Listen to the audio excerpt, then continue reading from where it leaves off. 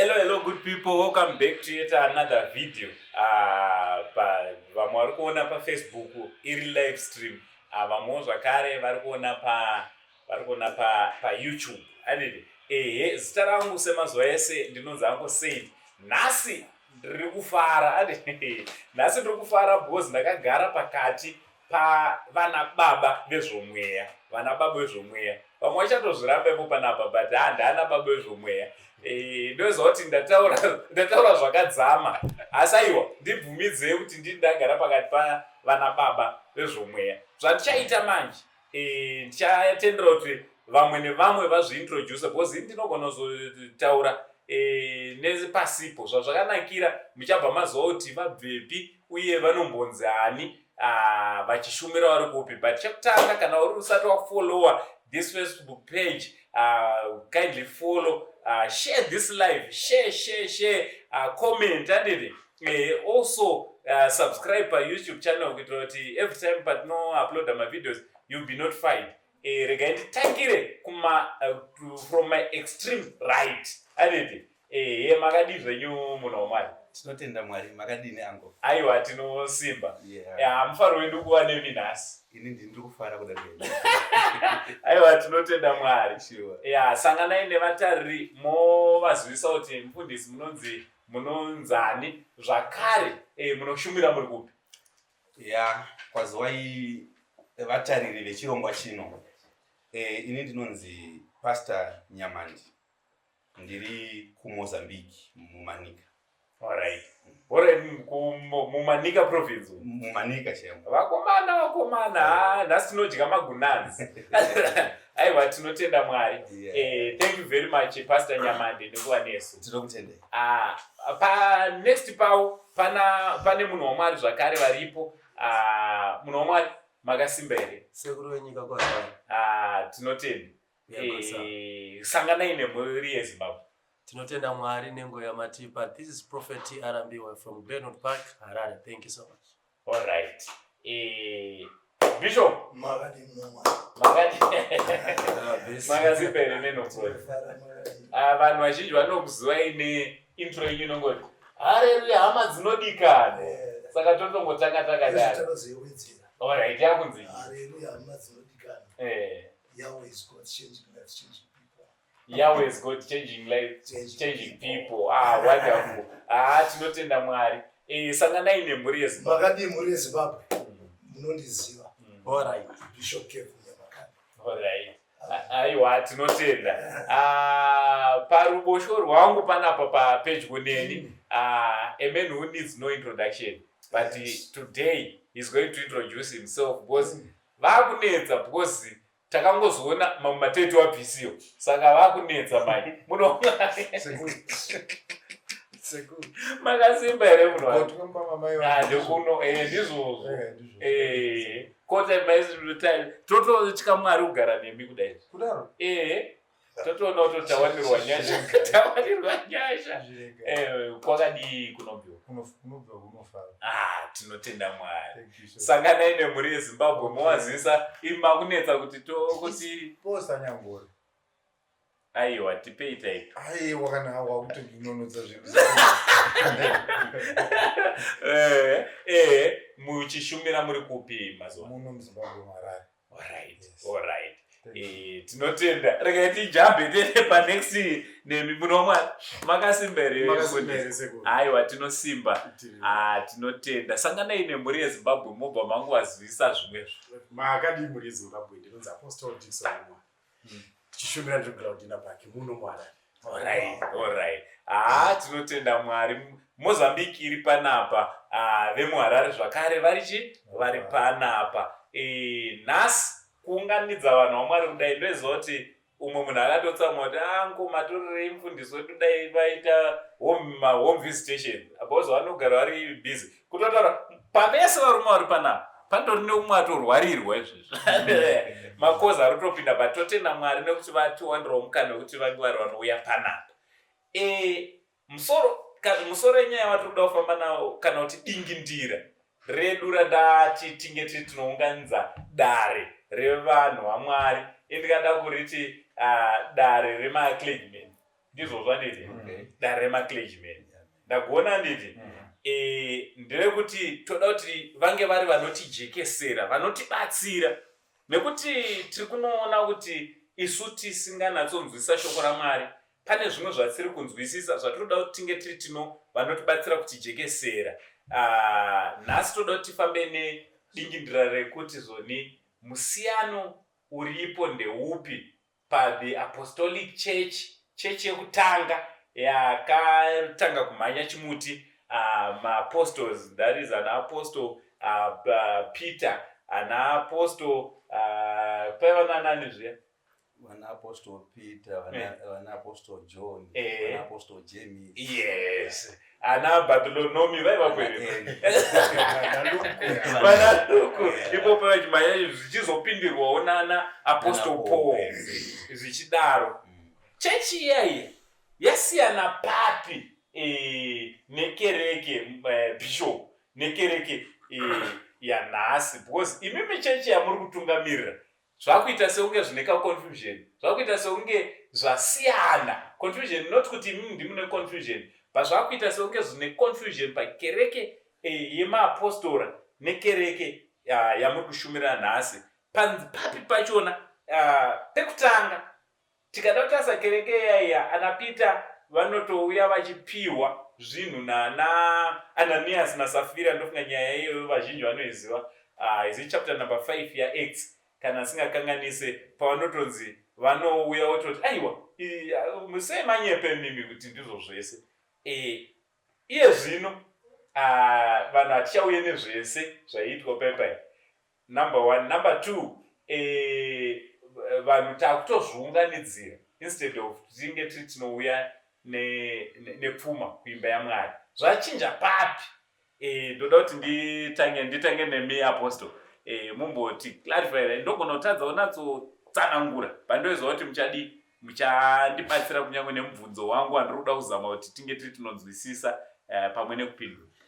Maybe kana ndanzwa mushe sekuru nyaya yamuri kuedza kubata ndoda kutanga ndaclarify mubvunzo so that ndinozopinda munyaya ndeyekuti musiyano uripo pachechi yekutanga ndikashandise kutaura wacho nechechi yamazuva ano ndeupi, because chechi ichitanga ichisiwa maoko emaapostles yakanga ichiratidza kuti vaitengesa zvese zvavaive nazvo, ndo zvinotaura scripture. Kungotendoka chete wakutondotengesa, vaitengesa zvese, vaigara panzvimbo imwe chete.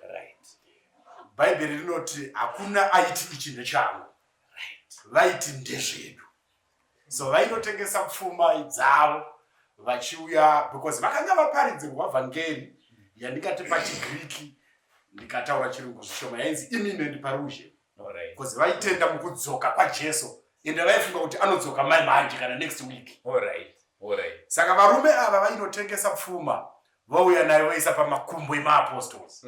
Maapostles ndivo vaiadminister, because vaigara panzvimbo imwe chete kuti izvi zviri kuenda kuchembere iyo inotambura yekwanhingi, imwe inotambura, saka ndo vaizoadminister. Mukatozoverenga chapter 6 chapter 7 panonzi pakaita noise dzimwe chembere dzaya kuti tiri kuwana chishoma. Kusvika Peter azonzi chiuyai musheye. Peter akati no, isa hatingasei kuparidza kuti tiuye kuzosheya chikafu. But mazuva ano pfuma iri kuratidza kuti iri kuuya zveshuwa. Ndakuuya panyaya ndo pane musiyano. Asi kuti ichadzokera kuchembere nenherera dziri kutambura uko haichaenda ikoko. Mufundisi zvanaka kuti vanhu vacho vari panapo. Pfuma yakuti kana yauya yakurambira kwatiri isu. Mautenga mota hombe, takudriva dzinodhura, masutu kanjani, takugara kunodhura. So rimwe zuva ndaitaura suri ndichamechena ndichitaura namukoma wangu vanapo, donzvo rechinamato rinenge ratorasika sekuru, nokuti chinamato hakuzi kuunganidza. Bhaibheri rinoti ko mungazviunganidzira here zvakawanda pano? You must invest in the kingdom of God. But isusu ndo patasiyana nechechi yana Apostle Peter, because vana Apostle Peter vanga vasingazviunganidziri pfuma nembiri yekunzi ndinayo. Mukazvitarisa sekuru, mazuva ano mbiri yemapasta yaikunzi ndine mari yakawanda sei. ipapo ndoda kuti mubve matomira makadaro, ndoda kuti ndibve ndatoenda kukona kuno. Munhu waMwari, panyaya yembiri iripo makagara makadaiwo semafundisi. Matova kamwe kakuretana katakuona isu sevanhu vesangano. Masvikiro chaivo nesutu dzamune makapfeka. Unotoona vachinzi kana magamuchiriro vanoitwa, sorry ndichashandisa mufundisi wangu ari panapa, Prophet Bill. Vanogamuchirwa vachinzi right, tinogeja nesutu yavo negold chain. Zvobva zvaita fanikevo ndovane mweya wakati wandei kudarika vana muprofita Posa Nyangori. Zvinofamba sei panyaya yatadzurwa naapostoli? Maita basa. Zviri pachena kuti zvinotaurwa naapostoli ndezvekuti takadzidzisa vanhu kuti pfuma ndo inoratidza level yemunhu spiritual. Ndo zvatakavadzidzisa. Saka vanhu kana vakuda kunditarisa kuti ndina Mwari akawanda sei, vanotarisa zvandakapfeka, motikari yandodriver. Kwete kuti iproblem yavo tisu takavadzidzisa kudaro. Takavadzidzisa tichiti unotambudzika sei uina Mwari. Ndo vhangeri rakanyanya kukura pamazuva ano. Munhu ana Mwari haafaniri kutambudzika. Ndisingapikisani naro, asi zvisingarevi kuti wese atambudzika ana Mwari. Alright. Andimona, saka zvikukonzeresa kuti vatendi vatinoudza tichitira kuvamotivheta kuti vashande nekuita zvinhu zvinoita kuti upenyu hwavo hunake. Pfungwa yedu inenge iri yekuti tinoda kuti vanhu ava vasatambudzike. Toda kuti vaive nefaith muna Mwari. Ndikamuudza kuti ana Mwari hatambudzikika, achashanda nesimba achiziva kuti naMwari wangu ndichaita zvinhu zvinobatika, naMwari wangu zvinhu zvichadai. But tikuvauraya because ivo havachazive kuti kutambudzika kunogona kuunzwa naMwari vaine chinangwa nekuda kwemunhu iye. Alright. Tine vanhu vanototambudzika kwete nekuti haasi kugona kushanda, asi nekuti Mwari vari kumuisa panguva yekutambudzika. Ipapo dzokurodzai, Mwari vanogona kutokuita kuti uve panguva yekutambudzika. Vaine zvinhu zvavari kugadzira mauri. Kana vachida kugadzira, Mwari vanotifananidza negoridhe. Vanoti goridhe riri pure, kana risina kudarika nemumoto harisi pure. Saka vanotora matambudziko semoto unoti watinoitwa nawo pure isusu. Ndambonzwa pamadiscussions akachiitwa panapa zvikanzi izvo, hakuna munhu anonditaurira kuti handiite chipfambi kana achitambudzika. Nekuti kana uri munhamo ndo zvakutadzisa kuita chipfambi.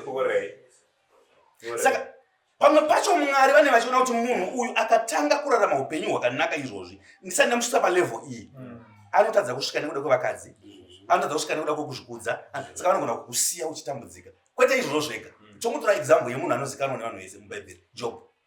Haana kutambudzika nekuti anga asingashandi, haana kutambudzika nekuti anga asingadi Mwari, haana kutambudzika nekuda kwezvivi, but Mwari vane zvavaigadzira vachida kuzoparidza. Chinondirwadzisa Mwari ndechichi, vanogona kuda kundiparidzira kushandisa ava, ivo vachida kuparidzira ini zvavo. Ava ndovotambudzika ndichiona. So kutambura kweava rave vhangeri rekuti mukaritarisa munobva mati aiwa, iritori mharidzo yangu iyoyo iri kubva kuna Mwari. Ndaitaura naBishop rimwe zuva ndikati ini handishori kana kuseka mufundisi akadonha. Ipapo padzokorodzei because tiri kuona kuti zvoni ameno kuti zvakakonzereswa nani. Panodonha mufundisi intaneti yese, ende panodonha mufundisi zvinoita sekunge haasi munhu adonha. Mune rimwe level renyu mega vafundisi handizive kana kutogara nemi kwandaita panapa vari kutoshamisika kutoti ameno ndakudzurai kupi ndikakuidzai panapa. Ini mhosva ndoramati ndoidzosera kwatiri. Alright. Mhosva ndoidzosera kwatiri. Nemhaka yei tisu tinoudza vanhu takasiyana nemi.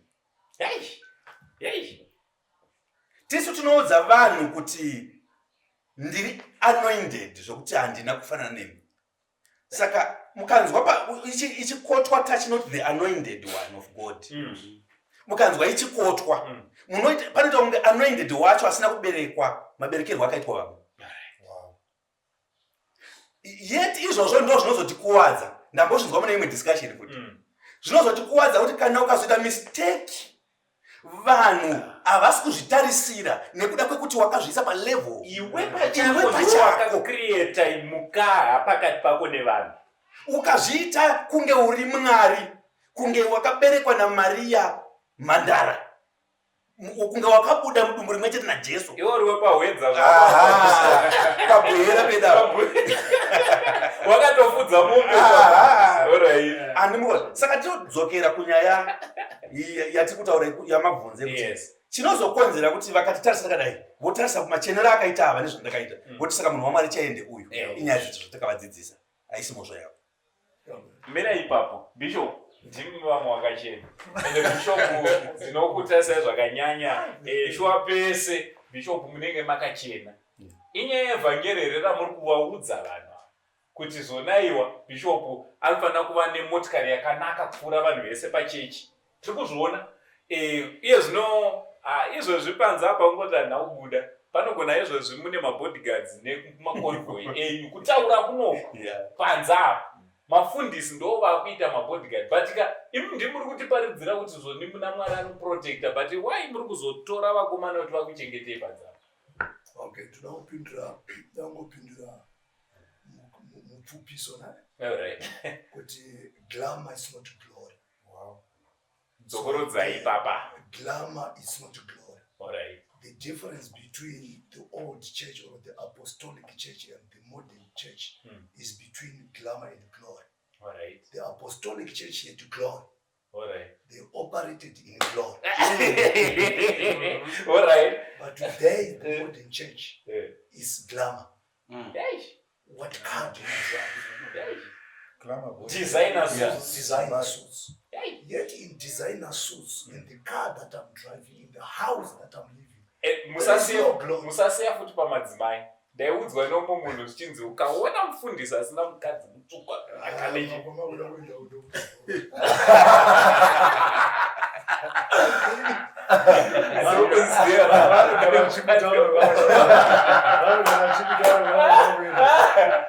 so church yadasiwa yes glamour in a glamour it's glamorous but there is no glory. That's the reason why you want to have a Sunday service. Hire a guest artist. Why are you hiring a guest artist? It was because you want to bring people to your project. You want to bring people to yourself.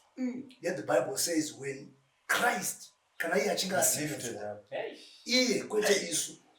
So because Jesus artist now glory. So I don't hire an expensive artist. Okay. To attempt to guest artist. Ndiye anenge ari pamusoro zita raMwari aripo kunyange waposta pale. Nedza munotanga idzikadzi. One angle say muchechi mangu mune vana who can even sing better than the guest artist. But I cannot promote them. Ndava havazivikana. Saka ndinofanira kutora anozivikanwa kuti andikweverere vanhu. Kana chaunga chauya ndakucalculate, the more the people, the more the dollars. Muri ipapo ndoda kuti mutibatsire. Takaona kumachechi kwakutodanwa mamajama nakutoiuya achimba dzako dzekunyika. Ndandoda kuyeko. Saka you see kuti muchechi mangu mukauya pane recently it was on Sunday. Pandakanzwa umwe a celebrity chinzi akaenda kune imwe church. And the people want my father. Because a celebrity aenda kuchurch. Mbonzisa. Chacalculate ipapo igurumandira nechaunga. Offering inozosiwa.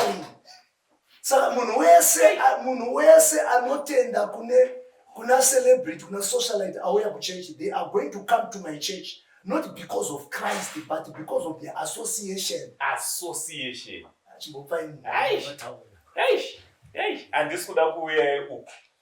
Padhuze nema anditi prophet anditi prophet ndakamboona makambogadzirawo maposta ime big follow ndichiona anditi tonoona ndimi manga muchirehwa panapa panemi pakona panapa muripo makapfeka designer suit yenyu anditi mabva manotora a well known artist obva uya obva agara pakona panapa mamati it's going to be fire. Fire Sunday. Manga mataura na Mwari here kana kuti ifire Sunday yenyu na guest artist wenyu. Okay. Toda kutenda Mwari with this time that we have. Chekutanga tukutaura the difference between the old church. Yes. Ne church iri kumazuva. Ndanga ndichimbofollowa mamwe masermons anga achiparidzwa na prophet Sanyangore. Ivo varamba title iyo. Chandiri kuona chekutanga ndecha mufundisi asina kutokura. Munzwisisa. Saka dambudziko nderangu leader inini titori nevafundisi vakufana kunge vatori vana vesangano. Munzwisisa. So mirai ipapo mukataura musa mabhonzo ndakambonzwa shoko raMwari rinotaura nyaya yemukaka nemabhonzo.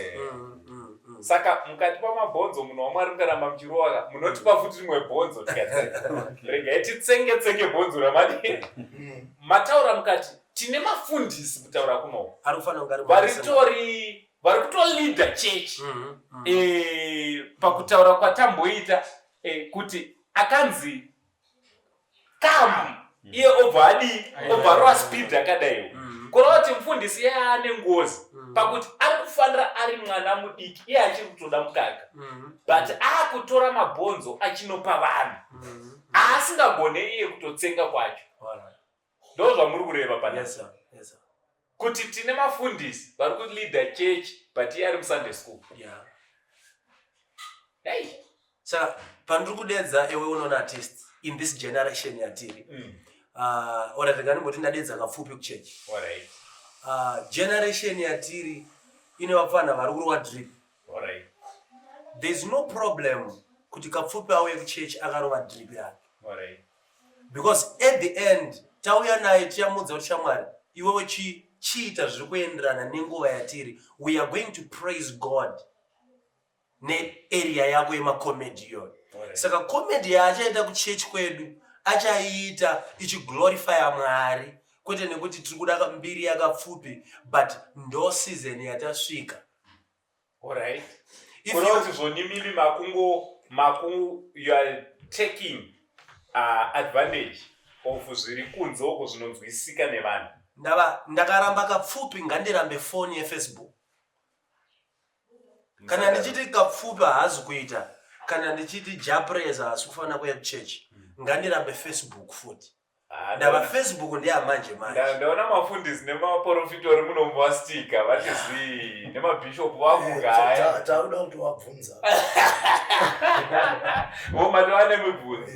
Alright. Tsanangurai. Ndiri kuti kune zvinhu zviri kuitwa nafather vakura. Inini ndakazviita ndisina kukura. Kapfupi we imeno ndisendrungo mudzokororo. Ndakamudedza ndisina kukura ndiri kuzviita for fun. But zvakaitwa namufundisi amature ari kuda kuzviita kuda kuparidzira mumwe mwana ari into comedy kuti unokwanisa kurumbidza Mwari uri a comedian. Alright. Saka hondo haizi pakuya kwakapfupi, hondo iri pakuti zvaitwa nani. Saka kapfupi wacho ngaagara. Ungagara. Alright. How do you mean? Explain. Because avari kuti kuunza kapfupi kuchechi kuri kubenefita comedians ari muchechi nevari kunze because vamwe vandonzwa kunge a comedian is an outcast. Haakwanise kunamata Mwari because he's a comedian. Pazvakudependa kana kuti kapfupi wacho is he saved, because you cannot bring a worldly person are in that profession to give what to the saved people. Exactly. Kapfupi akanaka ari saved, ari achitoziva Kristu, tomutora tomuisa apo ndizvozvo toti kapfupi yoga wakatendeuka unoziva Mwari. We want also these people to learn from you. But hapasi kuita dambudziko on top of that, ndoda kuti muchiri ipapo hazvisi kuita here dambudziko mufundisi pakuti zvoni takaona tina baba Harare, ngenipe example iri inozikanwa nenyika yese. Tina baba Harare takanzwa achiita atendeuka obva aveura musoro anditi obva atanga kumira gym obva aita kamuri kakaondoroka tasingazodi baba Harare anotoonda kudaro handiti obva apfekedzwa mabhachi obva atanga kuita zvaakanga achiita patakazomuona pamberi apo akuti nyora achiti zvoni kana ameno umwe angatendoka zvikanzi kana wazogera bvudzi tora advise yako sara sebvudzi rako unozorida pamberi apo tikamuona next week yachona adii adzorera bvudzi tikaona next week yachona ari kujimu tikaona next week yachona akutorwa dzejiti dzedza akanga ambotenderera nenyika achiti hazvisiri. What's your take? Because ndikuda kungoti tingonatso clarify because tinayo mwe mwana ari kuti mukusevhwa kwake naMwari bishop ndakutouya pamuri mukusevhwa kwake naMwari anditi but ane zvimwe zvaakanga achiita kunzou omira here pamwe ndo panditori nesource of income yake omira here ouya ozoita zvechechi muna Mwari timbopindura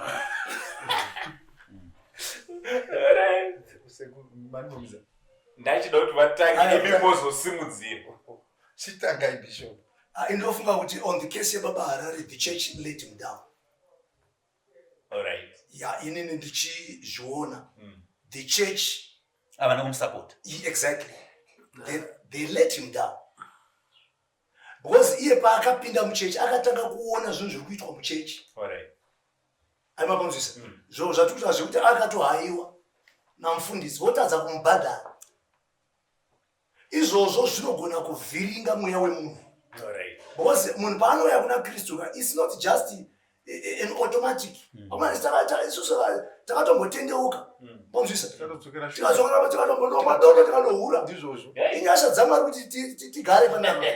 Kwakabviwa takabva mitunhu baba. Saka the church let baba Harare down. Alright, toda kuti tishifte tibve pana baba Harare ndeti tidzokere pamodern church old church.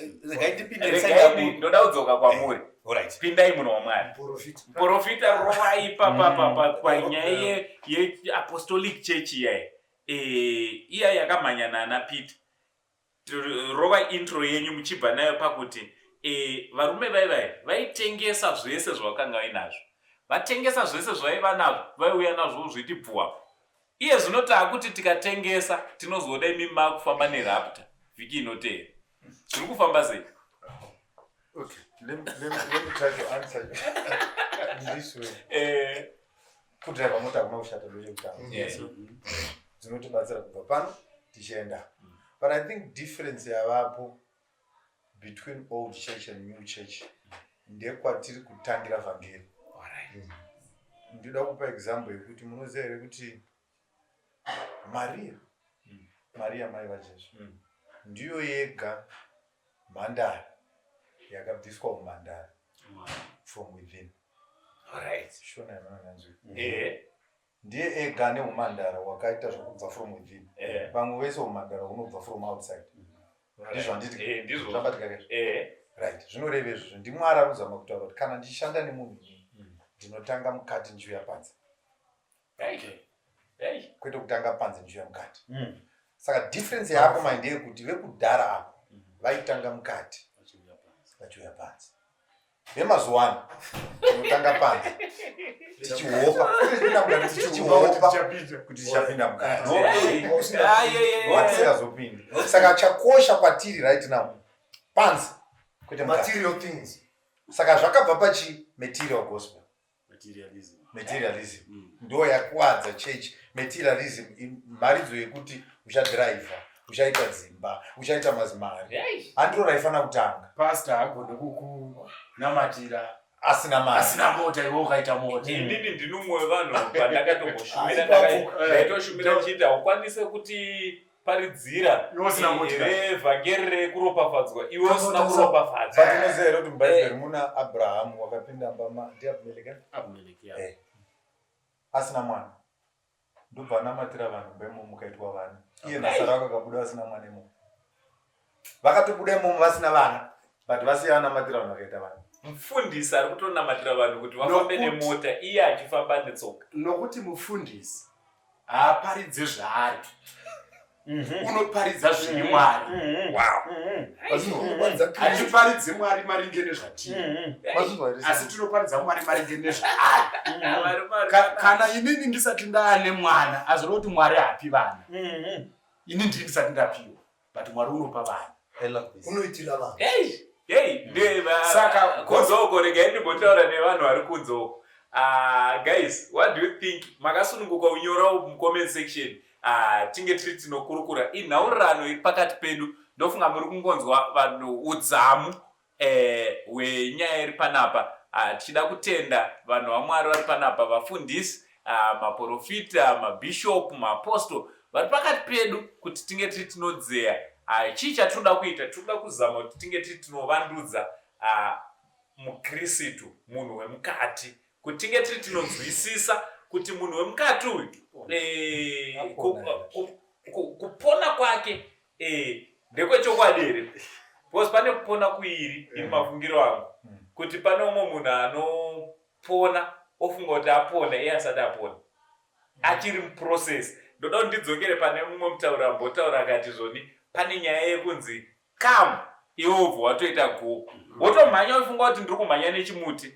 Tichiri kuchikoro vanhu vaMwari, regai ndizodzoka pamuri. Ndoda kudzoka mufundisi wanga wachitsva, kana mazviona mufundisi wanga wachitsva.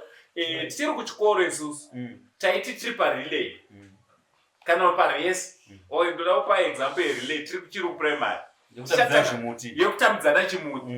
Waiona umwe aitambidzwa chimuti, instead of achitambidzwa orowa akadaiwo aibva atanga kurowa achidzoka.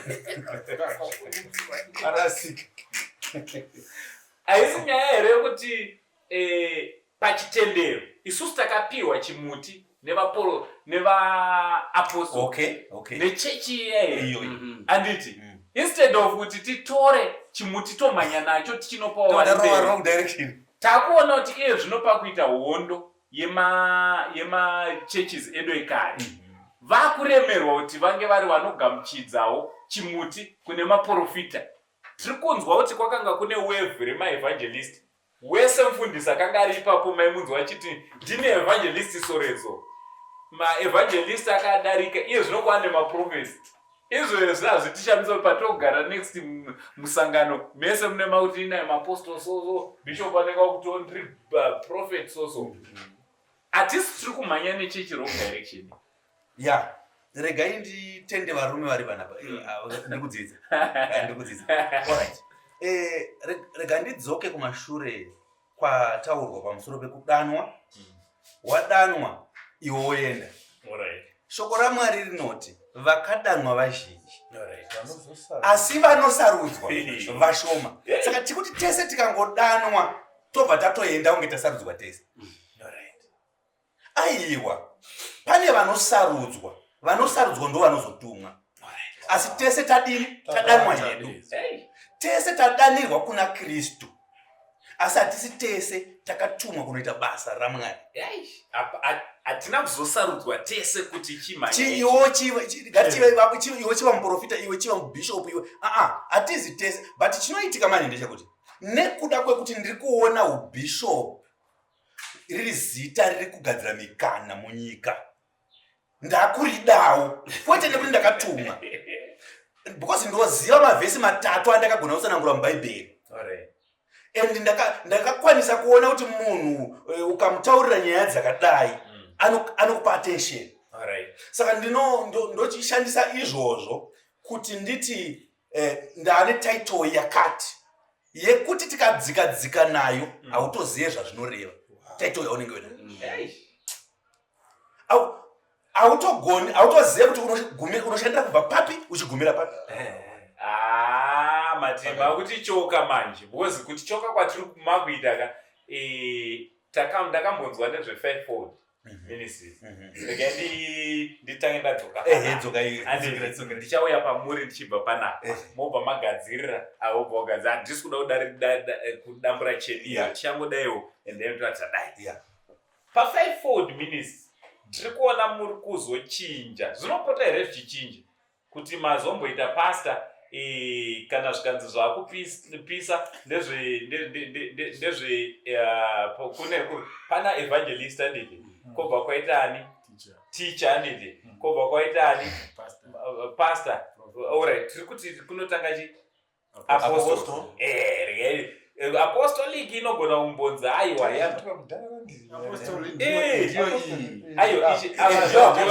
avasi prophet.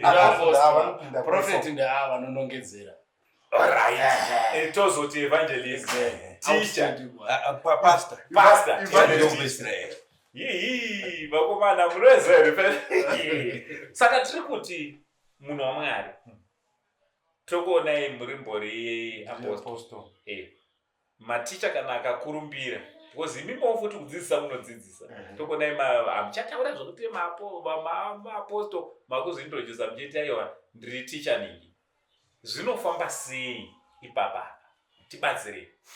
Do you know madaira andira kuti I think anobatsira even yatambobata yema-celebrities in church. Right.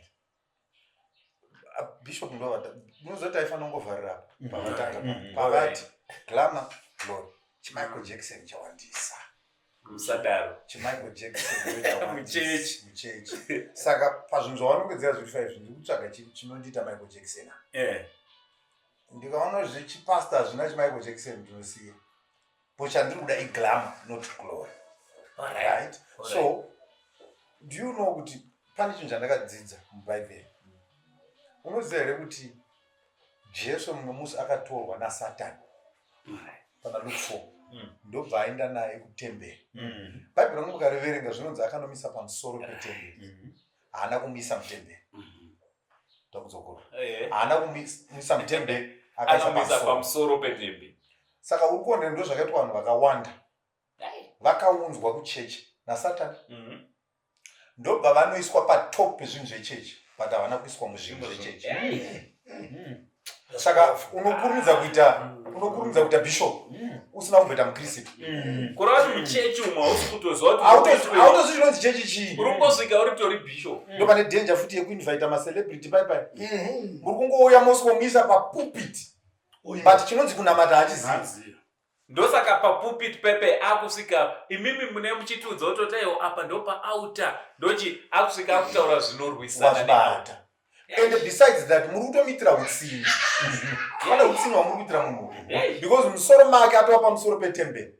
Saka hakusina chamuchamudza chekutendeuka because atomira kwazvinoperera kwacho. Saka haana kutangira kwatangira vanhu kwakutaura namufundisi nabishopu kuti zvino chikristu baba aiwa haungotanga wakati padenga apo ka. Saka ndiri kuti nini glamour ndo yauraya. Glamour ndo yauraya. Saka inoita kuti ndichinje pamwe pacho ndimo ndiri pastor because ndikaona kuti hazvisi kunatsoita fanika mazuva ano chine glamour uprofeti. Uprofeti uri kuriya ndo une chiMichael Jackson chese. So kune vanhu vekuti haatomboripe papa but anongopfeka zvaitaura namufundisi anongopfekera ipapo because zvine glamour zvinounza chekudya zvinounza cheuviri. Saka chikungoitika tikutsvaga cheuviri ndo chokwadi. Ngatingotaure zvazviri magunanzi hapana chinhu. Zvanakira kuti zvoni apostle varipo andedi haasi magunanzi here amakaona pachinhu chachona because kutaura chokwadi kudhiraivha muri kutodhiraivha mamwe emagunanzika magunanzi zveshuwa. Chechi yekutanga baba ndoda kudzokera panyaya yedu padingindira renyaya yanga ine love. Iye zvinezvi chechi yatiinayo kutaura chokwadi kana usina mari hauna basa. Ndo chokwadi. apa dzokorodze vatarise vafundisi kutaura chokwadi muchechi yanhasi yanhasi modern church unopiwa chigaro maringe nekuti unei. Kuti unzi wasvika uri kuda kutofudzwa kuti utange kudaiwo hauko. Unoti pay. The truth is munhu waMwari toda kubva ndangorova nepakati pemusoro.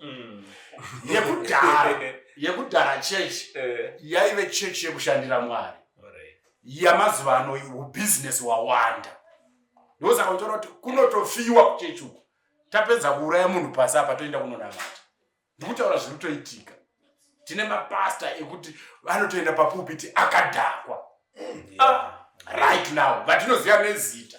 Ani muri kunzwa here kuti munhu waMwari avataura vakati achataura nezita akazoenda kuchechi mazuva maviri anga atobuda ini handisi kuwira nemi pamati church let him down Okay.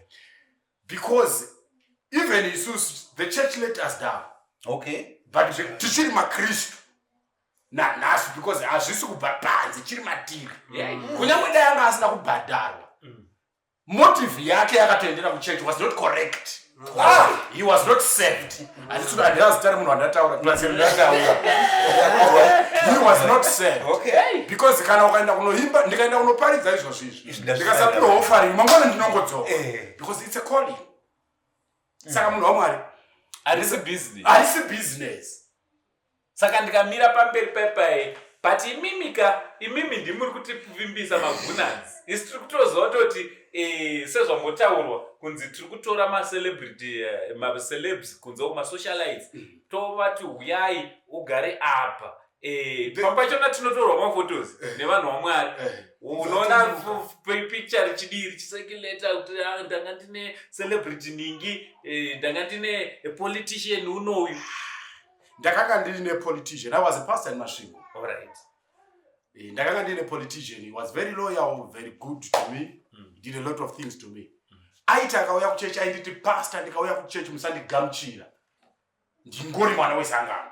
Chii chinondibatsira naye sekuru. Kuti who is better? Right, I can tell example munhu wekunze Michael Jackson na pastor. Akatondiona ndinotora kutorwa picture neni. Tiri kuchechi apa.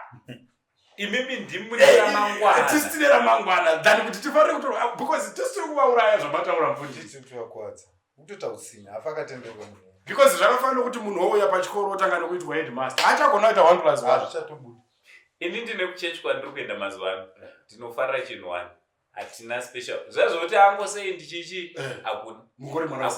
Hakuna paunomhoreswa pako wega. Unomhoreswa beba. Aiwa, paita kugamuchira yana baba nana mai. Ipapo gamuchirwa. Zvotokuchengetai in the sense yekuti ndosaka nditofarira kuenda ichechi. In the sense yekuti munoziva here kuti tinogona kukumhoresa sekuru muri pano anditi imi mamuri mune weakness isati yapera tokuexposai munobva ipapo mune vasikana 50 saka takuurayirai kuchechi saka kusati kumhoresai takuchengetai kuchengetedza chiri mamuri kuti ndikakura machikumhoresai muchateerwa nevakadzi vasikana vachanatsoda kuchihwisisa ari kupinda yega nemotikari chii semotari yega ndopandiri kutaura namusumudzi kuti pamwe pacho tenchitouraya munhu tichifunga kuti tiri kubuilda chechi apa mwari haasi mwari anokoshesa 10,000 souls kudarika 1 soul saka tinogona kuunganidza vanhu 10,000 patauraya 1 soul iwe pai panonzi akatozomosiya akatera 1 iyo soul yamuri kuuraya muchimisa pamberi pasina kutendeuka muri kuikuvadza ari kutofa iyeyo boza achafa kana achatotendeuki uyu bishop ndimi vamwe aiwa ndimi vamwe munonovatora mobva mauya navo mobva mavagarisa front tisu tanga tisu maeude ekuchechi tisu madhikoni takashanda kuti tizonzi takugara kusection yemaeude but zuva rachona munondibvisa moti mukomana uyauya ini ndikauya nekepesi kuchechi munoti kueuda yaipa but uyu hamusi kumutsura kauya nekepesi ende muri kutomutendera kuti abate microphone yamunotrambidza yamunobva nayo kumotikari kwenyu muchini makananga papulpit tibatsirei munhu wamwari zvokufamba sei iri kutaurwa nevanhu vamwari yepopularity gospel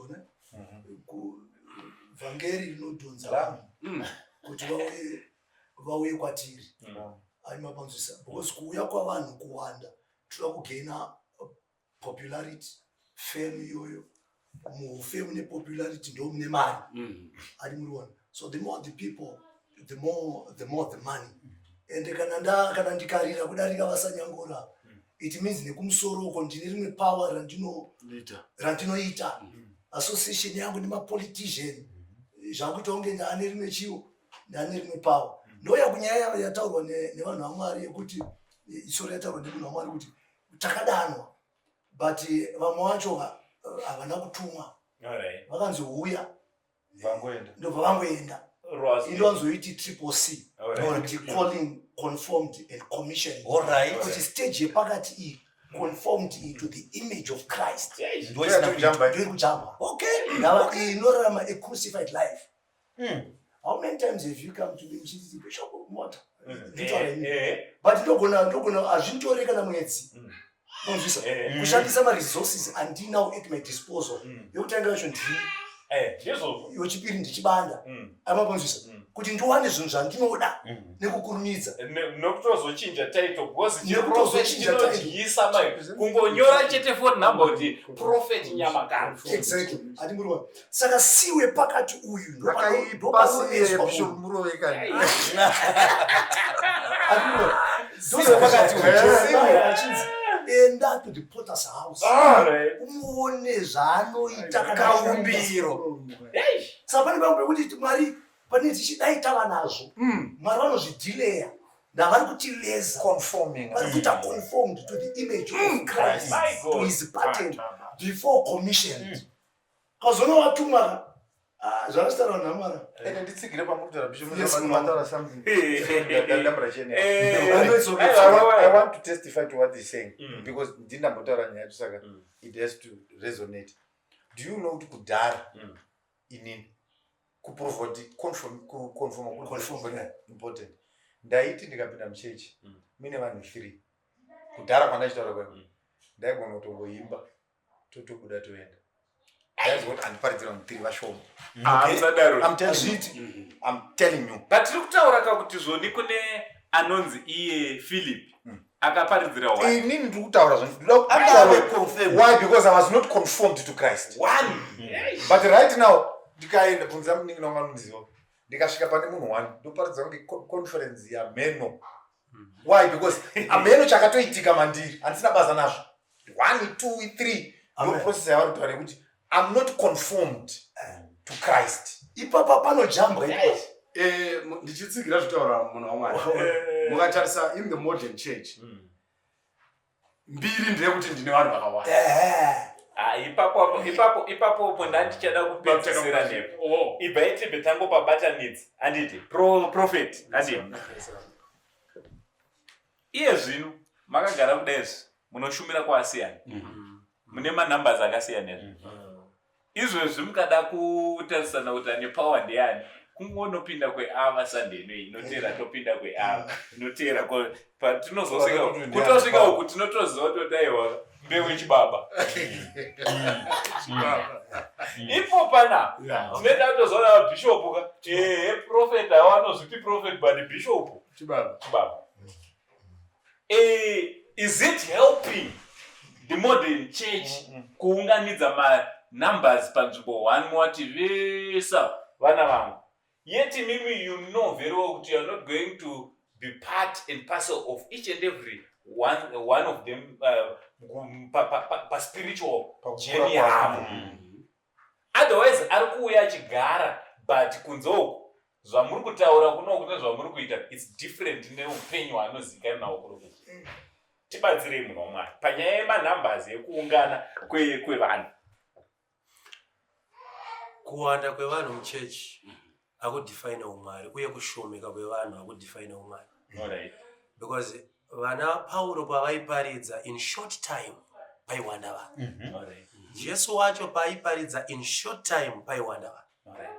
So inonzi a good church ye old church yatoda kutsanangura because that's our foundation. Indiri kunzwisisa kuti church yedu kana ichigona kuguruma mwana anobva kuSunday school achienda kuyouth ozova a man of God. To me, I will say that one is a powerful church. Alright. Saka church inofana kuva ne foundation inoguruma mwana from Sunday school to be a better youth. Muyouth watinaye ozogona kuva muvhangeri kana kuva mufundisi. Alright. Saka disadvantage yamuri kuda kuzama kuti titsanangure iri pakuwanda ndeyekuti isusu hatisugona kuzobata one by one, hatisugona kuzovanzwisisa. Maybe we can open ourselves for them wekuti mayouth nemasunday schools edu akure. Asi kwandiri kunzwisisa kwandinoita vanhu ngavazare muchechi vaparidzire. the kingdom of God must grow. Mukutsanangura kwatiri kuita ndine chinhu chandiri kujekerwa nacho. Tiri kuita kunge neimwe nzira tiri kuataka, let me say, vanhu vane crowd. Okay. Inini ndiri kunzwisisa kuti mufundisi kana kuti vafundisi vatinawo mazuva ano. Old church, Paulo ainyora about his suffering. All right.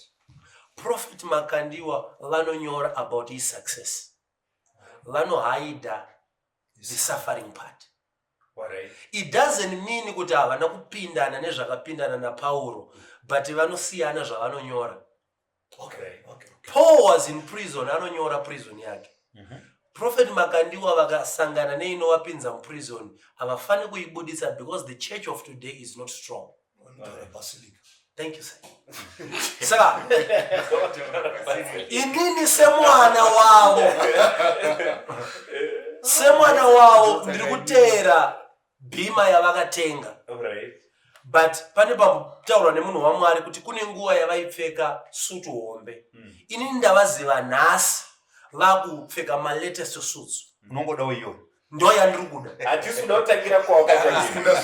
Nekuti bhuku yari hatina kurinyorera. Jamba machapter.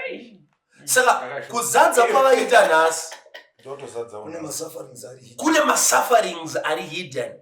To every great man of God kune suffering iri kuseri yandisingazive inini, but inini nhasi ndaongoda crowd and the latest bands yavari kufamba nayo, but kune zvavakasangana nazvo, kune endurance yavakatomboita vari mumadhaka.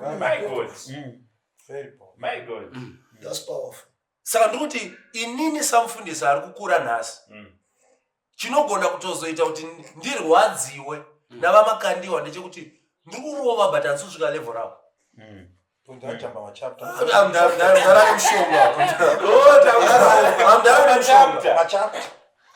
Ndakuti mudhara nemushonga nekuti handina kujamba, ndajamba chapter.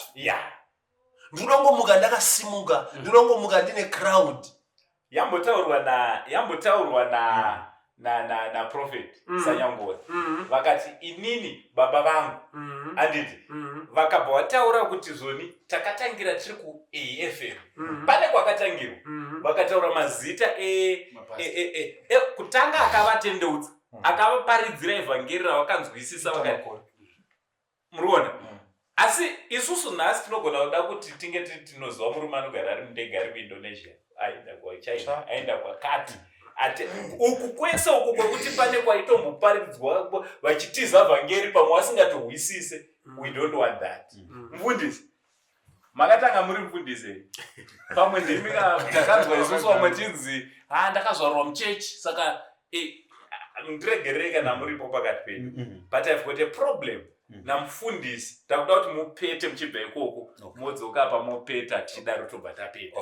I've got a problem namufundisi anouya pamberi obva ati ini ndiri mwana waElder church, takakura zvakanaka, hatina kumboita musikanzwa, tainonamata mugomo, tichibva mugomo tichiita zvese zvakanaka.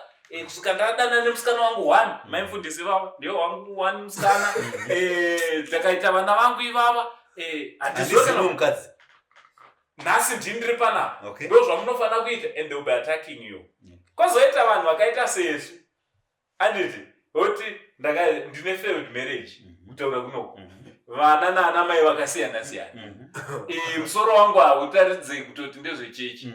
Zoti munotozoti mukanditarisa ndinobva ndakatoraswa, outcast. What's your take munhu waMwari? Dambudziko randaita ango Yes. ndikuti ndine hipi yezvinhu zvandoda kutaura. Saka ndikaitangire kumashure. Ndikaitangire kumashure. Pane nyaya yatatisina kupedza. Yekuti pane pabatwa naBishop pamusoro pekudeedza vanhu vachiuya kuzodi kuzoperforma chichichi. Yes. Saka ina ndiri kuda kuti Jesu paakasarudza vadzidzi vake akavasarudza vaine profession. Haana kuvarambidza profession, but akachinja maitirwo ayo. Alright. Saka problem yatikuita ndeyekuti tingonotora a comedian kuti auye achita comedian yezvinyadzi imwe chete iyoyo muchechi. instead yekuti comedian auya achiita comedian yaKristu haafaniri kuuya nezvaanoita kunyika. Kana ari munhu anga achitiimba jiti patomukoka tofanira kumuudza zvatakukoka unofanira kutendeuka kuti utimbirewo jiti inoti Jesu Jesu Jesu. Kwete kuti inoti kumusoro ichinaka hazvizivizvi. Saka unoona mistake iripo. Sorry vafundisi.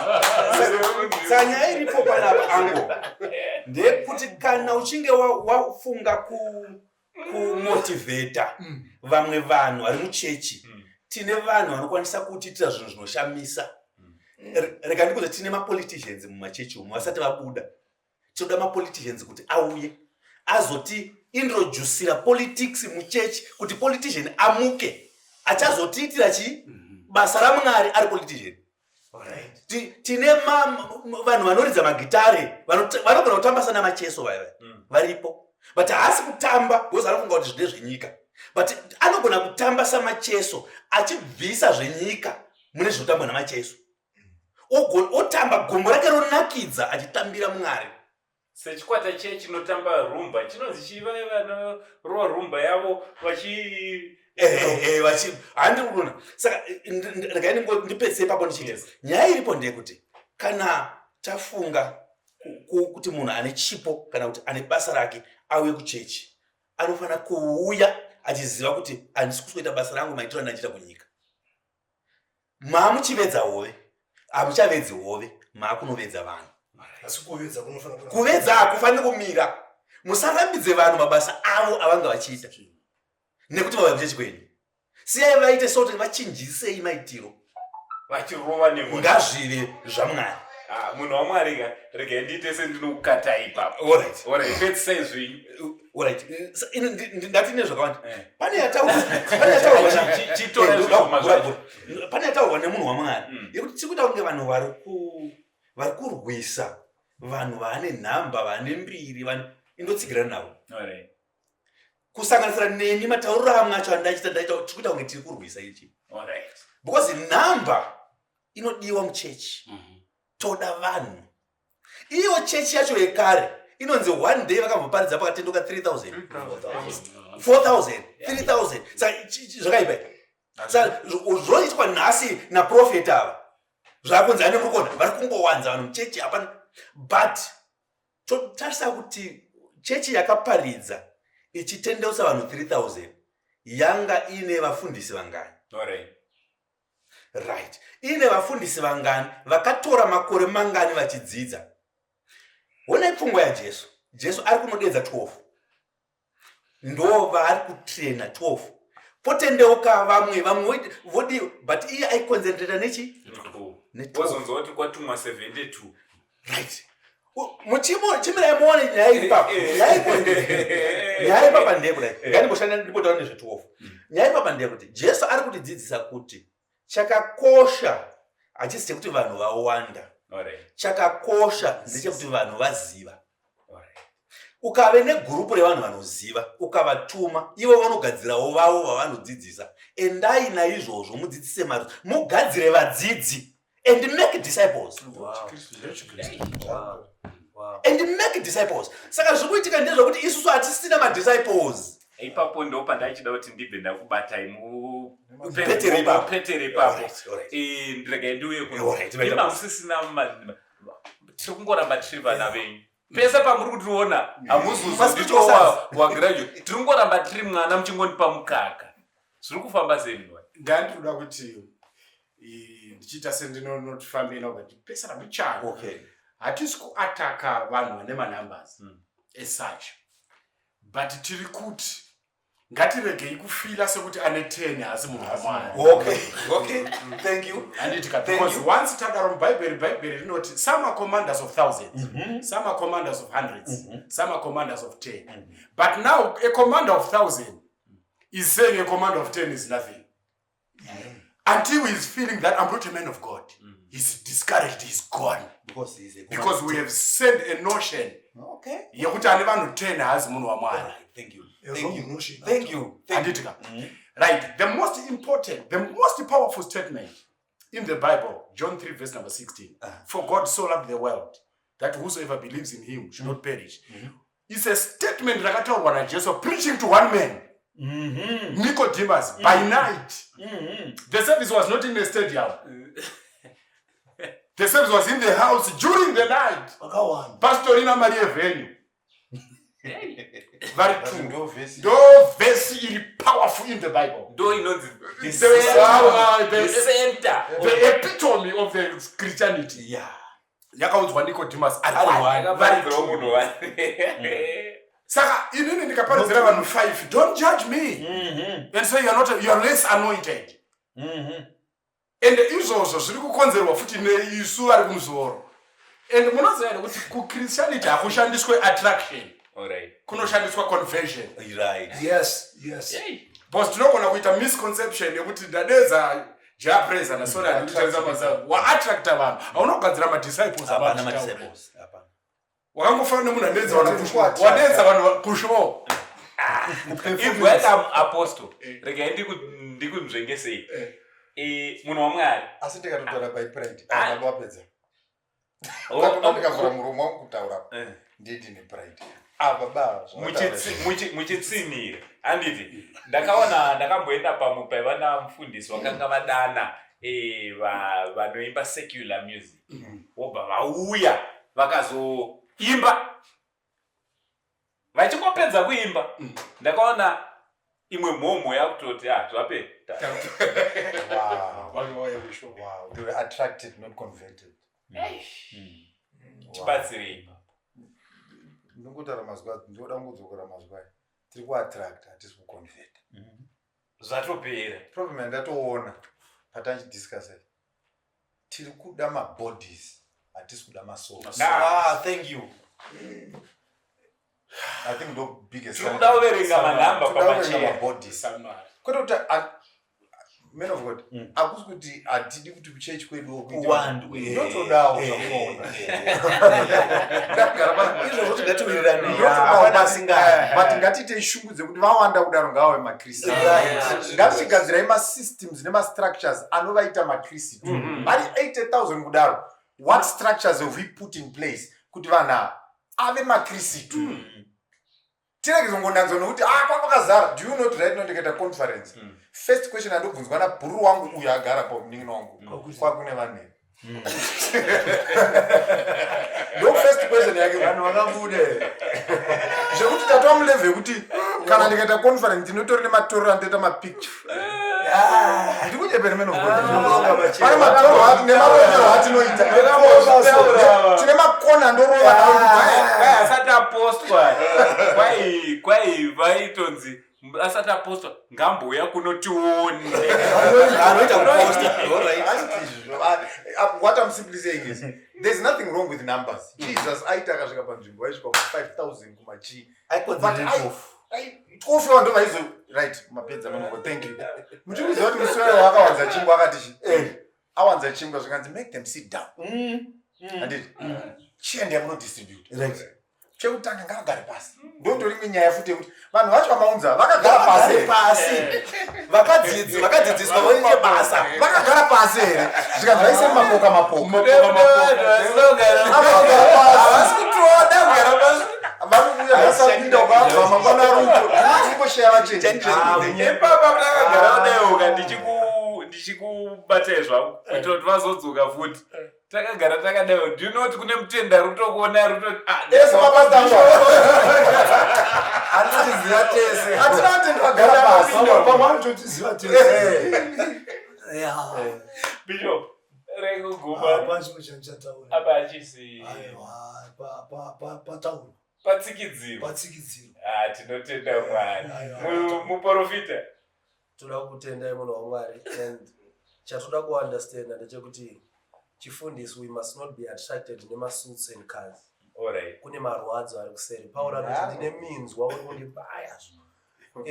Nonge ndine suti inodhura vanenge pakaipa. Saka chifundisi chamazo unoziva munhu waMwari unorwadziwa kuti a prophet asati akuziva the doctrine of the gospel akutogona kutora seed and offering. ndokutiri anoziva kumunzwisisa kuti munhu mastages ekuti munhu ave saved, mastages ekuti nhasi akatora munhu apa anonzi munhu ave saved, ave mwana waMwari anenge asingazivi, but skill rekutora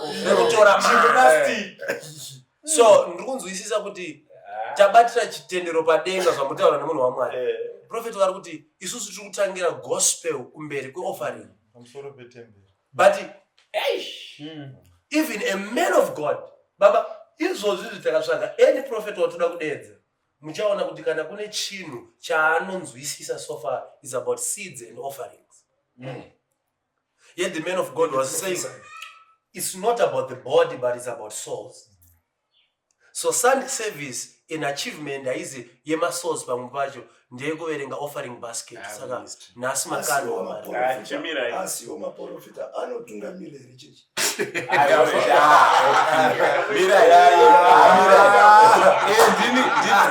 This is my show. Hapana chachinja. Vanhu vaMwari. Mautitangira dzimwe. Uyai apa munhu waMwari. Uyai apa munhu waMwari. Right. Ipo pana pachindini. Ndimbatsire iye. Vachibani. Ini ndatova worried vari mangoitawo zvemanhamba. Tine namba yakamira seya. 23. Thank you. Saka yangu cheche at least iri nani. Yangu iri nani yasiyana neyenyu mamega cheche. Ise ugroup. Yangu fanira Jesu yava ne12. Aiwa toda kutendai. Kune vanga vachiona iye zvino nevachazoona pamberi. Thank you very much. Ndofunga tiri kuitirwa zvakanaka, tiri kubatsirwa. What do you think about this show? Todzoka here zvakare togara sezvizvi dare remaclergymen handiti vashandiri vashe vakadano. Ameno emonyora futi kucomment section kuti vakanzi kamu pakati pamatoona akanzi kamu yoga. Aiwa isa sekuru wevanhu ndokubvumidzai kunyora kuti aiwa Prophet Mbewu vakadanwa havo asiya havasati vaenda vari kuruva vakadai. Vanhu vaMwari, thank you so much. Thank you so much. So guys, don't forget to share this video. Don't forget to subscribe. Write your comment. Also, don't forget to share. Mwari kudenga chititira zvakanaka. Simazo ese zita ndinonzi angosei chanzvadzi chamai venyu gotomba mana mama. For now chiti, it's much love and God bless you.